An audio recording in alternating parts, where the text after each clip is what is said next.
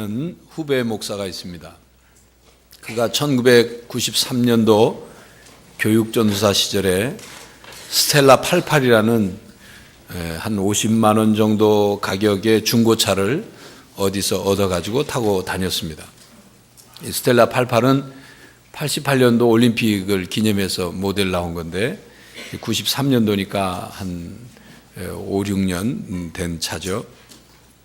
아직 그 후배가 운전이 익숙하지 않은 때인지라 골목길에서 마주친 벤츠차를 이렇게 비켜가다가 그만 벤츠차 뒤쪽 문 쪽을 긁었습니다. 상황이 보통 난감한 일이 아니었습니다. 꼼짝없이 수리를 해줘야 할 상황인데 스텔라 88 중고차를 다 팔아도 그 벤츠차 문짝의 손잡이 수리 정도밖에 할 수가 없는 일이죠. 그렇다고 해서 돈이 따로 있는 것도 아니고 보통 난감한 일이 아니었습니다. 후배는 얼굴이 달아오르고 머릿속이 하얘지는 것 같았더랍니다. 수리비를 대려면 돈이 없으니까 몸속에 장기라도 하나 내다 팔지 않고서는 도무지 돈 나올 데가 없었기 때문입니다. 그렇다고 성경에 위배되는 장기 매매를 할 수 있는 일은 아니고 그러던 가운데 벤츠차 주인이 차에서 내렸습니다. 그리고 어쩔 줄 몰라서 아무 말도 못 꺼내고 거듭거듭 죄송하다고만 하고 허리를 굽신거리면서 있는 그 후배와 또 후배의 그 스텔라 88 중고차를 한 두 번 이렇게 보더니만 그 벤츠차 주인이 하는 말이 됐습니다. 그냥 가세요. 그러더랍니다. 그러더니 차에 타더니 가버리더랍니다. 그때 그 후배의 귀에 들리던 됐습니다. 그냥 가세요. 그 말이 천사의 음성 같더라는 거죠. 복음이 따로 없더라는 겁니다. 그때 그 후배는 가버린 벤츠차 뒤에다 대고 얼마나 고개를 숙여 감사하다고 120도를 숙여서 절을 했는지 차가 간 지도 한참 되는데 아마도 그런 사정을 모르는 사람이 봤다면 그 정신 이상자로 봤을지도 모르죠. 멀쩡하게 생긴 젊은 사람이 길거리다 대고서 120도 자꾸 절하고 있으니까 그렇게 상상될 수 있지 않겠습니까? 그 이야기를 후배에게 듣고 내가 이런 말을 했습니다. 그 사람 누군지는 모르지만 고급 외제차 탈 자격이 있는 사람이다. 그런 얘기를 했어요. 지금으로부터 16년 전이니까 그 당시만 하더라도 벤츠차, 외제차를 타고 다니는 사람들이 많지 않을 때였습니다. 당시 그 벤츠차를 타고 다닐 정도면 돈이 좀 있는 집이죠. 뭐 좀 있는 정도겠습니까? 진정한 부자는 그런 상황에서 경제적인 도량뿐만이 아니라 마음의 도량을 이렇게 펼 수 있는 그런 사람, 진정한 부자이고 그런 사람이 바로 수준 있는 고품격 삶을 살아가는 사람입니다. 차만 좋은 것 타고 다닌다고 해서 고품격이 되는 게 아니죠. 겉으로 보기에는 부귀영화를 누리고 상류사회 생활을 하는 것 같아도 인격은 천한 수준의 삶을 사는 사람들이 있습니다. 돈도 많고 재산도 많지만 연체된 세금이 수십억이라서 국세청에서 찾아가면 도망다니고 거짓말하고 화를 내는, 그러면서도 국가와 다른 국민들이 이루어 놓은 것을 혜택이란 혜택은 다 받아 챙기는 그런 쫌팽이로 극한 이기주의자로 살아가는 사람들이 있습니다. 더 움켜쥐지 못해서 발악을 하면서 사는 저질 인생, 그리고 썩은 냄새가 나는 인생이 있습니다. 열왕기상 21장에는 분열된 이스라엘 나라의 북쪽 이스라엘의 왕인 아합 왕 이야기가 나옵니다.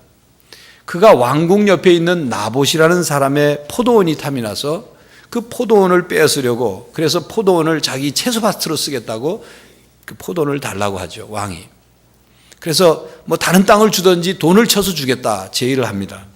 그러나 이 나봇은 조상으로부터 받은 유산으로 받은 땅이기 때문에 내가 이렇게 팔 수가 없습니다. 거절을 합니다. 그랬더니 왕이, 성경에 기록된 걸 보니까 왕이 근심하고 답답하게 하고, 그리고 왕궁으로 돌아와서 침상에 누워서 얼굴을 돌리고 음식을 먹지 않았다 그랬어요.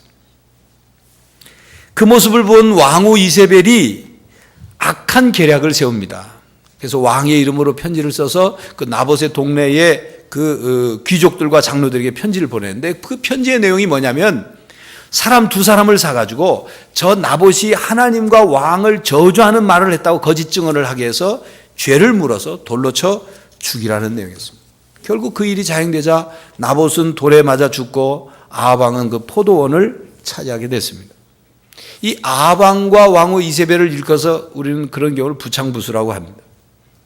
아합은 아무리 왕의 자리에 그가 앉아 있다 할지라도 백성보다 못한 왕이었습니다. 일반 백성들도 다른 사람들의 포도원을 그렇게 빼앗으면 악을 행하는 것인데, 왕이 자기가 다스리는 나라의 백성들이 그런 억울한 일을 겪지 않도록 해야 할 왕이 그런 악을 행하였으니 그저 포도원 한밭떼기가 탐이 나서 그걸 못 가질 것 같으니까 근심하고 답답해하고 침상에가 들어놓고 얼굴을 돌리고 음식을 먹지 않고, 이게 무슨 어린애도 아니고, 그리고 그 왕후는 모사를 꾸며 그를 죽이고 빼앗게 되자 신이 나서 돌아다닙니다. 아합 왕과 왕후 이세벨의 인생은 하류 인생이고 저질 인생입니다. 덴마크 철학자 킬케고르는 인간의 삶의 수준을 집에 비유해서, 집의 구조로 비유해서 설명을 했습니다. 지하실이 있고 1층 거실이 있고 2층엔 침실이 있는 집의 구조로 비유했습니다. 첫 번째 인생의 수준의 삶은 지하실 창고와 같은 수준의 삶입니다.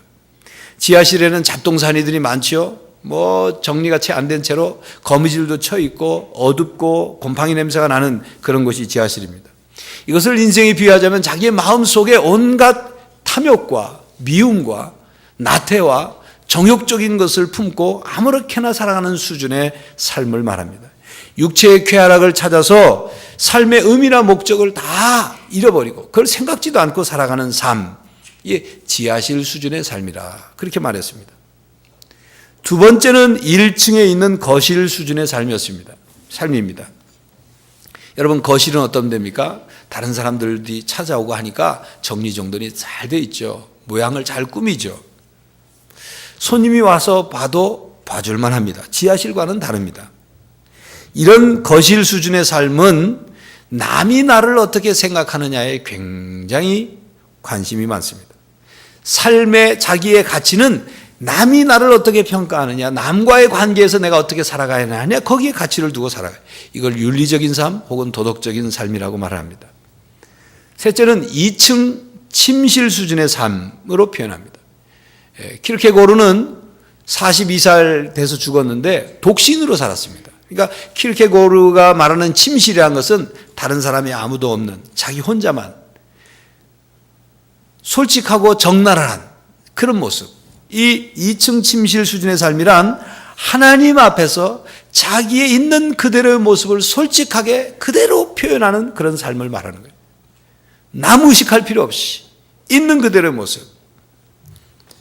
하나님 앞에서 자기 자신을 돌아보고 삶의 의미를 찾고 그리고 진실한 모습으로 살아가는 종교적인 삶을 말합니다.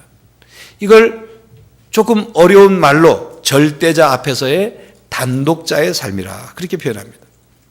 어떤 사람은 그냥 지하실 수준의 삶을 살다가 그렇게 인생을 마치는 사람도 있습니다. 그래서 잘 먹고 잘 입고 잘 쓰고 그래 눈에 보이는 것에서 만족을 찾고 몸이 원하는 것을 해주고 그 감각적인 욕구를 채우면 그게 행복인 줄 알고 살다가 인생을 마치는 사람이 있죠. 누가복음 12장에 나오는 그 어리석은 부자처럼 곡식을 거둬들이고 창고를 누리고 거기에 곡식을 가득 싸놓고 하는 말이, 자 이제 이렇게 많이 거뒀으니까 먹고 마시고 즐기자. 그게 인생의 전부인 줄 알고 살아가는 사람입니다. 이런 단계에 있는 사람은 물질 만능주의, 이기주의, 그리고 쾌락주의, 현실주의적인 생각을 하면서 살아갑니다. 자기 자신의 목표를 이루기 위해서는 다른 사람을 짓밟아도 상관없다고 생각하고 약육강식의 세상에서는 그게 당연한 것이라고 생각하고 살아갑니다. 오늘은 이런 수준의 삶에 대해서 말씀드리려고 하는 것이 아닙니다. 오늘 예배드리는 우리 양정교회 교우들은 이런 지하실 수준의 삶, 그런 인생을 사는 사람들은 없기 때문입니다. 오늘은 킬케고르가 말한 3단계 수준의 삶에서 두 번째 단계와 세 번째 단계를 비교하면서 말씀을 드리려고 합니다. 봉독한 본문 역대하 24장의 말씀에도 이렇게 세 종류의 인생, 세 종류의 삶이 나옵니다. 하나는 여호야다라는 사람의 삶, 또 하나는 요아스 왕의 삶, 또 하나는 일을 꾸미고 앞뒤를 가리지 않고 그냥 악한 일을 쉽게 자행하는 그 무리들의 삶입니다. 여호야다라는 대제사장은 사는 날 동안 하나님 앞에서 하나님 중심의 삶, 하나님께 인정받는 삶을 살려고 힘쓰다가 130살까지 살았습니다. 그의 삶이 하나님과 하나님의 성전과 백성들에게 선한 일들을 많이 했기 때문에 왕이 아니었지만 왕의 묘실에 장례가 되는 영광을 얻었습니다. 그런데 요아스 왕은 여호야다 대제사장이 살아있을 때는 여호야다의 영향을 받아서 신앙을 잘 지키다가 여호야다가 죽은 후에는 유다 방백들의 말을 듣고 마음이 바뀌고 신앙이 바뀌어서 하나님 여호와의 성전을 버리고 우상을 찾아갔습니다. 그리고 하나님께서 보내신 선지자가 하나님께 다시 돌아오라는 경고의 메시지를 전할 때 듣지 않았어요. 그래서 하나님은 다시금 하나님의 영이 여호야다의 아들 스가랴를 감동시켜서 그로 하여금 백성들 앞에 서서 하나님의 메시지를 외치겠어요. 너희가 하나님을 버렸으므로 하나님이 너희를 버리신다. 그렇게 외치자 요아스 왕이 명령을 해서 그를 여호와의 성전들 안에서 돌로 쳐 죽였습니다. 사실 여호야다 제사장은 요아스의 왕의 고모부로서 아달랴 여왕이 정권을 잡고 왕자들을 살육할 때 몰래 어린 요아스 왕자를 구하여서 성전에 데리고, 고모부죠, 제사장이지면서 성전에 데려가서 거기서 양육했어요. 7살 되던 때에 이 포악한 정치를 하고 우상을 섬기는 이 아달랴 여왕을 죽이고 왕자인 요아스가 왕위에 오를 수 있도록 준비하고 그 일을 다 만든 인물이죠. 그래서 이 요아스 왕은 인간적으로나 인격적으로나 신앙적으로 볼 때 이 여호야다라는 제사장에게 많은 영향을 받고 은혜를 입은 사람입니다. 그런데 그 은혜를 입은 여호야다의 아들 스가랴를 죽였어요. 촌수로 보면 고종사촌이죠. 요아스가 왜 그랬을까요? 스가랴의 아버지에게 그 큰 은혜를 받고 하나님에 대한 신앙을 가지고 있던 그가 왜 그렇게 바뀌었을까요? 변질됐을까요? 여호야다가 살아있을 동안에는 바른 길을 걷고 신앙으로 살려고 애를 쓰고 한때는 하나님의 성전을 보수할 열정이 끌어올라서 그것을 보수하는 그런 하나님께 마음을 기울여서 살았던 그가 왜 그렇게 됐을까요? 여호야다가 죽고 난 후에 왕의 곁에 모여든 사람들의 말에 귀를 기울여서 영향을 받아서 왜 그동안 잘해오던 것을 다 내팽개치고 하나님을 배반하고 강팍해질 대로 강팍해져서 하나님의 사람을 성전 안에 뜰에서 죽이는 그런 사람이 되어버렸느냐 하는 것입니다. 그래서 그 요아스 왕의 끝은 악한 삶, 실패한 인생, 그리고 하나님께 버림받고 징벌받는 인생이 되었습니다. 그의 신앙은 사람에게 의존된 신앙이었어요. 사람에 의해 왔다 갔다 하는 그런 삶을 살았다 그 말입니다. 그의 삶은 하나님을 등지고 사람의 말에만 신경 쓰는 사람, 사람들의 눈만을 의식하는 사람, 사람들의 평가에만 신경을 곤두는 세우는 사람의 종말이 어떠한가를 단적으로 보여주는 그런 예인 것입니다. 여러분, 사람들의 말에 이리저리 흔들려서는 안 됩니다. 여러분, 이솝 우화를 한번 들어보십시오. 아버지와 아들이 당나귀를 장에 팔려고 끌고 갑니다. 아버지는 당나귀 고삐를 끌고 앞을 서가고 아들은 뒤따라갑니다. 이제 그 아버지와 아들이 당나귀를 끌고 어느 주막 앞을 지나가는데 그 주막에 모여있던 장사꾼들이 비웃습니다. 아니, 당나귀를 타고 가라고 한 당나귀를 끌고 가다니. 저렇게 당나귀를 그렇게 상전처럼 모시는 그런 당나귀는 얼마나 이 신세가 좋을까, 이런 비웃어요. 그 말을 들은 아버지가 가만 들어보니까 맞는 말 같거든요. 자기가 뭔 잘못하고 있구나 생각을 하고는 이제 아들을 당나귀에 태우고 장으로 끌고 갑니다. 아들을 태워서 가는데 어느 마을을 지나면서 그 어느 마을 정자 아래 모여있던 노인들이 그 모습을 보고 막 혀를 끓고 참 저런 불효막심한 아들놈 같아요. 그리고 아버지를 또 혼냅니다. 아들을 그렇게 교육을 하니까 윗사람을 공경할 줄 모르고 저렇게 타고 간다. 그 말을 들은 아버지가 가만히 생각하니까 말이 맞거든요. 그래서 이제 아들을 내리라고 하고 이제는 자기가 타고 갑니다. 타고 가다가 한참 가다가 어느 개울을 지났는데 개울에 빨래를 빨던 이 아낙네들이 그 모습을 보고 수군거려요. 떼약볕에 어린 아들은 그냥 걷게 하고 아버지는 아비된 사람이 자기 혼자만 편하려고 타고 간다. 나중에 늙어가지고 아들한테 어떤 대접을 받으려고 저러는지 모르겠다. 막 또 수근수근 대니까 그 말을 듣는 아버지가 그 말도 맞는 것 같네. 그러고는 이제는 아버지와 아들이 같이 나귀를 타고 갑니다.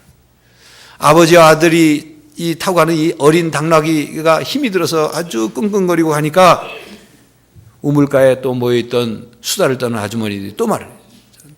어린 당나귀를 장에 내다 팔기도 전에 당나귀가 쓰러져 죽겠다고. 둘이서 어떻게 같이 타고 가느냐고. 당나귀가 불쌍하지도 않냐고. 그 말을 들은 아버지는 또 그 말이 맞는 것 같아요. 그래서 둘 다 내렸어요. 이러지도 못하고 저러지도 못하고 그러고 있는데 또 지나가던 사람이 하는 말이 그러지 말고 당나귀를 메고 가라고. 장에 가서 이 쌩쌩한 당나귀를 팔려면 메고 가라. 그랬더니 이 아버지가 또 무릎을 탁 치고는 그 말이 맞는 것 같다. 아들하고 또 나무 막대기에다 거꾸로 당나귀를 메고 갑니다. 가다가 물이 흐르는 다리를 지나가다가 당나귀가 거꾸로 보니까 아래는 물이거든요. 불안해가지고 막 몸부림을 치다가 당나귀가 그 매던 그에서 떨어져서 물에 휩쓸려 떠나가고 말았다는 그런 이소부화예요. 여러분, 어떤 교훈을 주는 와입니까? 여러분은 무엇을 느끼고 깨닫습니까? 우리가 어떤 일을 할 때 주위 사람들은 자기 생각의 틀 안에서 생각하고 또 자기 수준에서 판단을 합니다. 자기 입장에서 말을 하고 자기의 경험 안에서 우리를 이해해 줍니다. 그런 다양한 사람들의 말하는 대로 원하는 대로 의견대로 살아갈 때 우리의 삶의 중심이 흔들리죠. 갈등과 고민이 생깁니다. 혼란을 겪습니다. 삶의 분명한 의미와 목적과 목표를 잃어버리고 갈팡질팡하게 됩니다.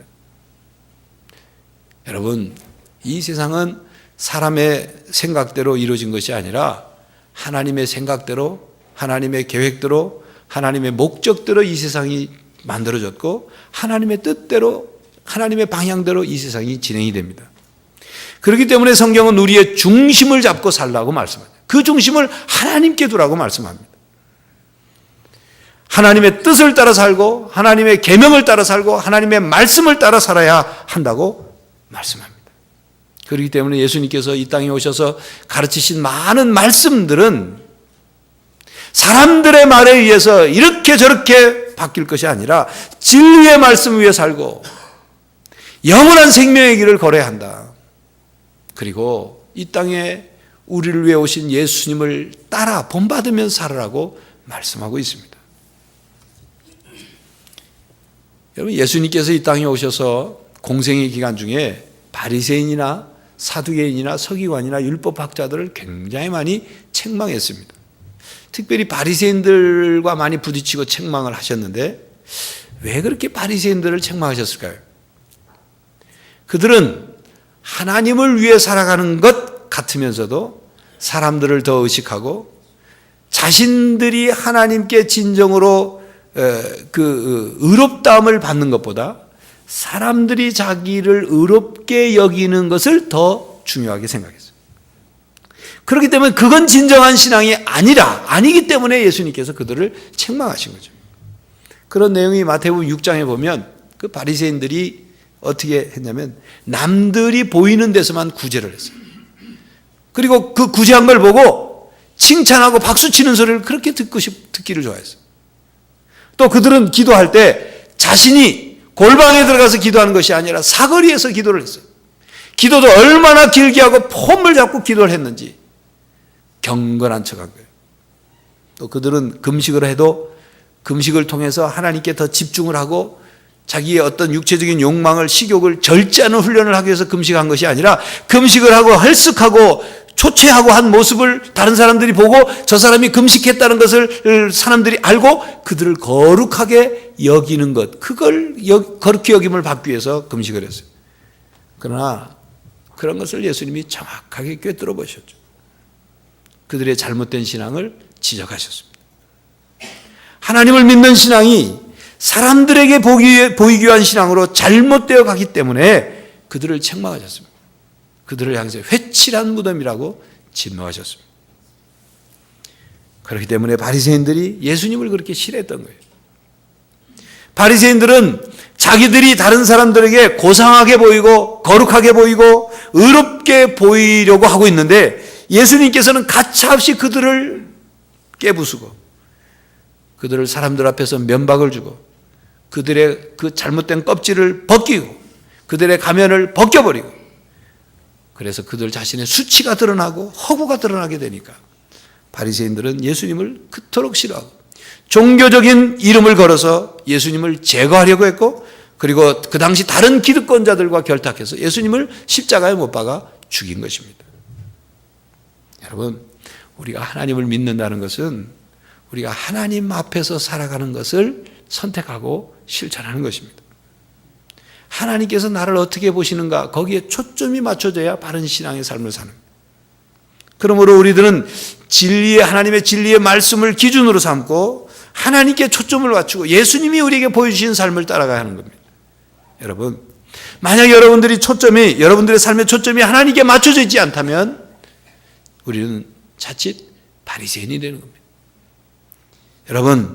여러분이 그 하나님 앞에서 살아가지 않고 사람들을 더 의식하고 사람들에게 보이는 것을 더 중요하게 생각하고 살아가고 있다면 여러분들은 벌써 바리새인이 되었든지 머지않아 바리새인이 될 것입니다.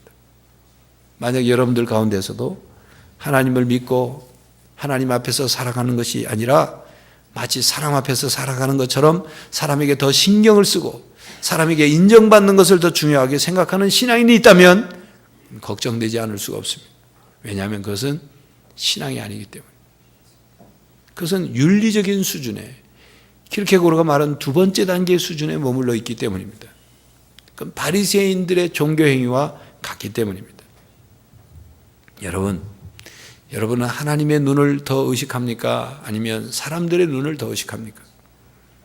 여러분은 하나님께 옳게 보이려고 더 노력합니까? 아니면 사람들에게 옳게 보이려고 더 노력합니까? 여러분은 하나님께 더 인정받으려고 애를 씁니까? 아니면 사람들에게 더 인정받으려고 애를 씁니까? 여러분은 하나님의 말씀 듣는 것을 더 중요하게 여깁니까? 아니면 사람의 말에 귀를 더 기울입니까? 산헤드린 공회에 잡혀간 베드로와 요한이 그들이 베드로와 요한에게 복음을 전하지도 말라고 협박하고 공갈하고 복음을 전하지 말라고 그런 명령을 할 때 그들을 향해서 이렇게 말했죠. 내가 너희들의 말을 듣는 것이 옳은지 하나님 말씀을 듣는 것이 옳은지 너희들이 판단을 해라. 하나님의 말씀을 듣겠다 그 말이죠. 여러분은 하나님을 더 기쁘시게 하는 것을 원합니까? 아니면 사람을 기쁘게 하는 것을 더 원합니까? 사도 바울은 복음을 전하면서 수많은 교회에 많은 참 좋지 않은 그 교인들에 의해서 오해를 받고 공격을 받고 그리고 터무니없는 그런 이야기를 듣고 시기를 당했어요. 그들을 향해서 자기의 얘기를 하면서 사도 바울은 그렇게 말했어요. 내가 이렇게 말하는 것은 사람을 기쁘게 하려는 것이 아니라 오직 마음을 감찰하시는 하나님을 기쁘게 하려 한다. 대답했어요.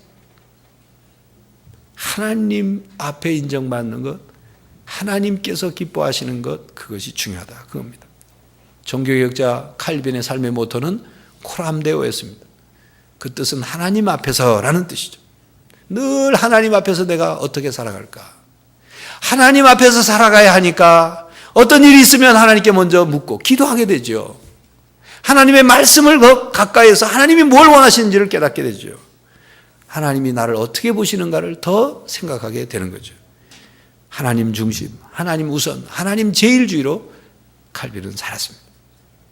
교회 여러분, 하나님을 믿고 하나님 앞에서 살아간다고 하면서도 마치 사람들 앞에서만 살고 있는 것처럼 사람들에게만 잘 보이려고 하고 사람들에게만 안 그런 척하고 그래서 과장하고 거짓되고 위선과 외식으로 살아가고 있다면 어찌해야 되겠습니까? 하나님은 다 아시는데 하나님은 가면 속에 우리의 모습을 꿰뚫어 보고 계신데 하나님은 심령을 감찰하고 계시는데 하나님은 여러분들의 마음이 어디에 있는지 여러분들의 마음이 어디로 향해 있는지 여러분들의 마음이 어디에 기울어져 있는지를 다 알고 계시는데 그걸 어찌 우리가 가리고 숨길 수 있겠습니까? 이곳에 가서 이 말하고 저곳에 가서 저 말하고 자기를 포장하면 포장이 됩니까? 도대체 하나님을 믿는 사람인지 그 마음속에 하나님이 살아계신지 의심이 된다면 어찌해야 되겠습니까? 안타까운 일이 아닐 수 없어요. 교인들 가운데 개인적으로 저에게 이렇게 말씀하는 분들이 있어요. 목사님께 죄송합니다. 교회 봉사도 못하고 열심도 못 내고. 제가 그 마음의 뜻을 다 알죠. 이해합니다. 그러나 여러분이 죄송할 일이 있다면 목사인 나에게 죄송한 것이 아니라 하나님께 죄송해야 합니다. 사람들이 나를 어떻게 볼까? 목사가 나를 어떻게 볼까? 그게 중요한 게 아니에요. 하나님이 나를 어떻게 보실까? 이 하나님 앞에서 살아가는 삶이 이 신앙이 바로 되지 않으면 우리의 신앙은 언제나 바리새인처럼 되는 겁니다. 교회 여러분, 올 한 해를 어떻게 살아왔습니까? 어떤 신앙의 모습으로 살아왔습니까? 하나님 앞에서 어떤 삶을 살려고 애를 쓰셨습니까? 요아스 왕처럼 여호야다 제사장이 살아있을 때는 열심히 신앙생활을 했는데 그가 죽고 난 다음엔 다 신앙을 내팽개친 것처럼 사람 때문에 신앙생활하고 사람 때문에 봉사하고 사람 때문에 열심히 내고 사람 때문에 하다가 사람 때문에 또 하나님과 멀어지고 사람 때문에 열심히 죽고 사람 때문에 하나님과 등지는 그런 삶을 살아서는 안 되겠다 하는 것입니다. 하나님 때문에 하나님 안에서 하나님 앞에서 하나님 한 분만 나를 인정해 주시면 이 세상 사람들이 다 나를 뭐라 해도 나는 하나님 한 분만으로 만족합니다. 그런 신앙으로 살아야 되는 게 아니냐 그 말이에요. 사람 때문에 이렇게 저렇게 흔들리는 신앙이 아니라 하나님 때문에 중심을 잡고 흔들리지 않는 뿌리를 내리고 서는 신앙인으로 살아야 되는 것이 아니냐 하는 것입니다. 여러분, 예수님께서 이 땅에 왜 오셨습니까? 우리를 구원하러 오셨죠. 그러나 그것 말고 또 우리 이 땅을 위해 오신 것은 이 땅에 참 하나님이요 참 인간으로 오셔서 사람이 어떻게 하나님과 관계를 맺고 하나님 앞에 살아가야 하는지 하나님과 함께 살아가야 하는지를 직접 보여주시기 위해 오신 거죠. 여러분, 예수님이 우리에게 보여주셨던 하나님 앞에서의 삶, 하나님께 인정받으려고 하는 삶, 하나님의 뜻을 이루고자 하는 그 삶, 그 신앙을 본받고 그 주님을 우리 안에 모시고 한 해를 마무리하는 우리의 신앙을 새롭게 하는 성도들이 되시기를 간절히 바랍니다. 기도하겠습니다. 하나님, 우리는 연약해서 우리의 귀가 너무 얇습니다. 우리의 마음이 너무 이리저리 흔들립니다. 다른 사람들이 나를 어떻게 보는지 그것에 너무 신경이 곤두서 있습니다. 그래서 신앙의 본질을 잃어버리고 하나님 사람에게 인정받기 위해서 애썼던 우리들이 아닌지를 돌아봅니다. 요아스 왕을 생각합니다. 하나님, 사람 때문에 우리의 신앙이 흔들리지 않게 하시고 오직 하나님 한 분만으로 하나님이 우리에게 말씀하시고 하나님이 우리에게 가르쳐 주시고 하나님이 우리에게 원하시는 삶을 살기 위해서 오늘도 엎드려 기도하고 성령 하나님의 도움을 구하고 예수님의 본을 따라가는 하나님의 자녀들, 하나님의 사람들이 되게 하여 주시옵소서. 성령 하나님, 우리 안에 오셔서 이 세상의 환경도 바뀌고 사람도 바뀌고 여론도 바뀌고 상황도 바뀌고 모든 사람도 바뀌고 다 바뀌지만 바뀌지 않는 하나님만을 바라보며 이 땅의 삶을 훌륭히 살아내고 하나님 나라에서 칭찬받는 하나님의 자녀들이 다 되게 하여 주시옵소서. 예수 그리스도의 이름으로 기도하옵나이다.